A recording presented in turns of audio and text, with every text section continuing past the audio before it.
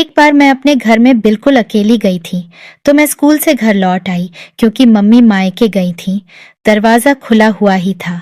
मैं बरामदे में आई तो महिला की आवाज सुनकर चौंक गई। अगले पल ही मैं इस सोच में पड़ गई, मम्मी आज मायके सुबह ही चली गई। ये पापा के बेडरूम में कौन औरत है मैं, ये सोचती हुई बेडरूम की ओर बढ़ गई। खिड़की का दरवाजा बंद था। दरवाजे में कुंडी लगी हुई थी।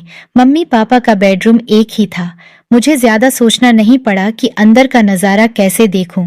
दरवाजे के उस छोटे से छेद से होकर एक आंख बंद कर दूसरी आंख से मैं अंदर झांकने लगी।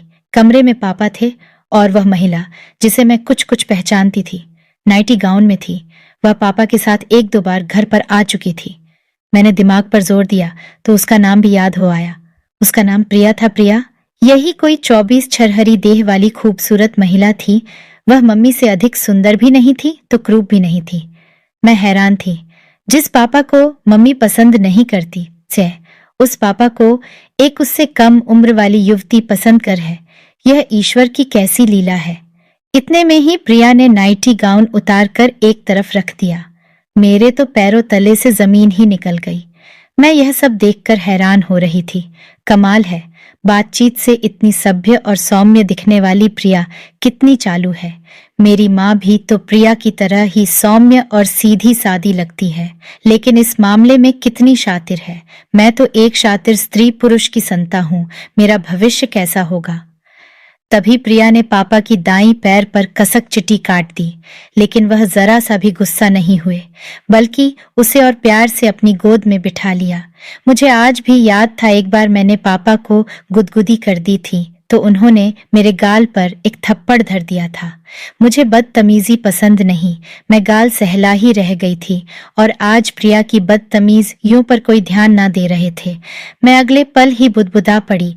क्या व्यक्ति ऐसे नाजुक क्षणों में इतना संवेदन शून्य और सुननसा पड़ जाता है कि दांतों और नाखूनों के वार को भी महसूस नहीं कर पाता है। यहीं से मेरे मन के किसी कोने में इस चीज को भोगने की इच्छा ने करवट लेनी शुरू कर दी। मैं इस चीज की अलौकिक और आश्चर्यजनक पहलू को पकड़ने की कोशिश करने लगी, पीछे चली गई। इसी बीच पापा ने प्रिया को घूरते हुए कहा, तुम सचमुच ही मुझे बहुत ही आनंद देती हो। मेरी पत्नी तो मुझे पसंद ही नहीं करती है। वह कहती है कि तुम 3-3 दिन तक दाढ़ी ही नहीं बनाते हो, तुझसे बात कौन करेगा, तुम्हारी दाढ़ी कांटों की तरह मेरे गालों पर छुपती है। प्रिया, दाढ़ी तो मेरी आज भी बड़ी हुई है। क्या तुम भी मेरी दाढ़ी से परहेज करती हो पापा के? यह कहते ही प्रिया हंसने लगी। डार्लिंग, तुम्हारी पत्नी औरत है या कोई मोम की गुड़िया? भला पुरुष की दाढ़ी की चुभन भी कहीं स्त्री को पीड़ा पहुंचाती है। स्त्री को पीड़ा तो तब पहुंचती है जब पुरुष बीच में ही साथ छोड़ जाता है। क्या तुम्हें नहीं पता इसमें नोच खरोच का कितना महत्व है? दाढ़ी नोच खरोच का ही तो काम करती है। ईश्वर ने कुछ सोच समझकर ही पुरुष को दाढ़ी दी है। सच तो यह है कि मैं तुम्हें तुम्हारी दाढ़ी से ही पसंद करती हूँ। ये कहते कहते प्रिया ने पापा को बाहों में समेट लिया और अपने चिकने और मुलायम गाल उनके, यह मेरे लिए एक नया ही अनुभव था। मैं आश्चर्यचकित होकर सोच रही थी, यहाँ तो कोई भी किसी से प्यार नहीं कर रहा, यहाँ तो केवल सहवास की ही प्रधानता है।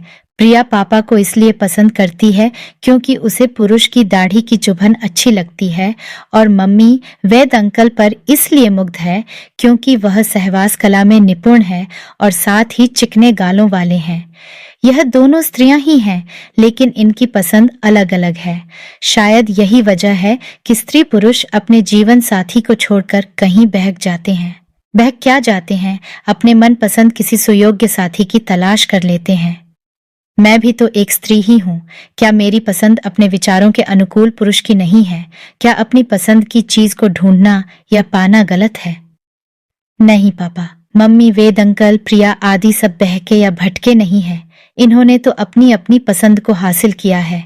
इसी बीच मैंने देखा पापा प्रिया के ऊपर और दोनों मचलने लगे। एक स्त्री पुरुष की स्पर्श मात्र से ही कितनी रोमांचित हो उठती होगी। मैं यह जानने की कोशिश करते करते पसीने से तरबतर हो गई। मैंने देखा मेरे हाथ के पसीने से फाइल भीग गई है और मेरे पसीने ने मेरे कपड़े को भिगो दिया है। मुझे लगा मेरे अंदर भी कुछ हो रहा है। मैं वहां से सीधे अपने कमरे में चली आई। मुझे अच्छे बुरे का ज्ञान हो गया था। मेरे होठों से अनायास ही बोल पड़े। अब स्थिति मेरे सामने बिल्कुल ही स्पष्ट है। ना तो मम्मी दोषी है और ना ही पापा। दोषी है चरित्रहीन कोई नहीं है। एक दूसरे के प्रति अरुचि, नापसंदगी और लाचारी ने ही दूसरे से रिश्ते बनाने के लिए मजबूर किया है। जो लोग इन बातों को नहीं समझते वे ही ऐसे संबंधों को गलत मानते हैं। अब परिस्थितियां ही ऐसी बन गई थीं कि सब तालमेल हो गया था। ऐसा कभी मेरे साथ भी हो सकता था या किसी दूसरे के साथ भी। मेरी तरह विचारधारा शुरू में इन लोगों की भी होगी। जब परिस्थितियां इनके प्रतिकूल होती गईं तो इनके विचारों में भी बदलाव आता चला गया। मैं अभी और सोचती, इतने में पापा बोल पड़े, बेटी तुम अपनी पढ़ाई करो, मैं रवीना को स्टैंड तक छोड़कर आता हूँ। Yes papa. मैं यह कहकर एक किताब रख से खींचकर पलटने लगी। इन सब किरदारों में सबसे बदकिस्मत तो मैं थी जिसे यह आनंद प्राप्त नहीं हो रहा था। दोस्तों, अगर आपको कहानी पसंद आई तो वीडियो को लाइक करें और चैनल को सब्सक्राइब करना ना भूलें।